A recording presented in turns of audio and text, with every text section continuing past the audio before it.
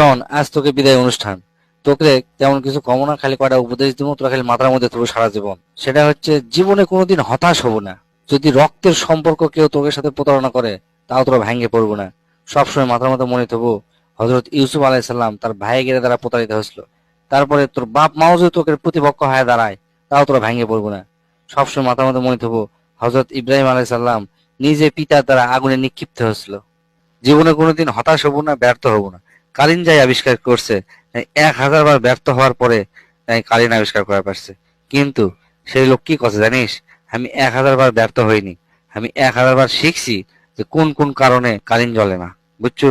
ঘোর বিপদের মধ্যে পড়ছো, তো সেই বিপদ থেকে বের হওয়ার আপ্রাণ চেষ্টা করিচ্ছ, কিন্তু কোনো বের হওয়ার চান্স পাচ্ছ না। ভেঙে পড়বো না। সব সময় মনে থাকবো, হজরত ইউনুস আলাইসাল্লাম মাছের পেটের অন্ধকারের মধ্যে বহুত দিন আসলো, আল্লাহ সে থেকে তাকে বাঁচাছে। সব সময় আল্লাহর কথা স্মরণ করব। বুঝছো? যখন তোর বিরুদ্ধে দেখবো অপবাদ ছড়াচ্ছে, মিথ্যা রটনা রটাচ্ছে, তুই কোনো প্রকার কান দেবো না, তোর মনে তুই চলতেই থাকবো। আর একটা জিনিস মনে থাকবো, হজরত আয়েশা সিদ্দিকা রাদিয়াল্লাহুর বিরুদ্ধে অনেক অপবাদ ছড়াছে, কিন্তু কেউ কিচ্ছু করতে পারেনি, আল্লাহ রক্ষা করছে। যখন তুই চরম অসুস্থ হয়ে পড়বো, ভয় পাবো না। হজরত আইয়ুব আলাইহিস সালামের মতো অসুস্থ এই দুনিয়াতে এখন পর্যন্ত কেউ হয়নি, আল্লাহ সে থেকে তাকে বাঁচাছে। এখন এই ডিজিটাল জগৎ, মানুষ কেউ কারোর সাথে কথা করছে না, সকলে মোবাইলে ব্যস্ত, মানুষ একাকিত্ব হয়ে যাচ্ছে আস্তে আস্তে। তুই সবার সাথে যোগাযোগ রাখার চেষ্টা করবো, তারপর যদি তুই সবাই অ্যাভয়েড করে দেয়, তুই মনে কর একাকিত্বের মধ্যে পড়ে গেছো, তাহলে ভেঙে পড়বো না।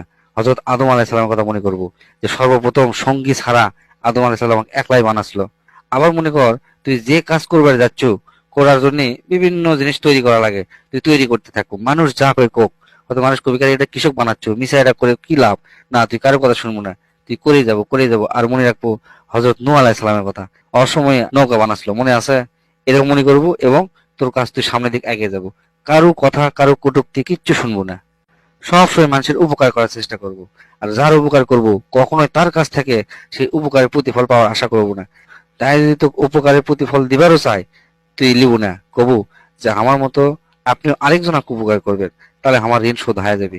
আর এই উপকার করবার যা অনেক মানুষ, তোর আত্মীয় স্বজন বন্ধু বান্ধব তোকে হাসি ঠাট্টা করবি, কৌতুকের পাত্র বানাবি, তুই এটা নিয়ে কোনো চিন্তা করবো না।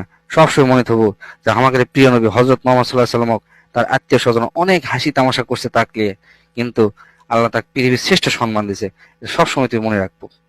আর লাস্ট কথা হচ্ছে, সব সময় প্রত্যেকটা কাজে, তোরা তো এখন বের হয়ে যাবো, যা কেউ চাকরি করব, কেউ ব্যবসা করব, বিভিন্ন কাজে নিয়োজিত থাকবো। যেটাই শুরু কর, ধৈর্য সহকারে শুরু করব। প্রত্যেকটা জিনিস করার সময় ধৈর্য ধরে করব, দেখবো সেই জিনিসে তোরা সফল হবই। যা আর তেমন কিছু কমো না, তোরা ভালো কিছু কর, তাহলে আমি শিক্ষক হিসেবে সার্থক মনে করবো।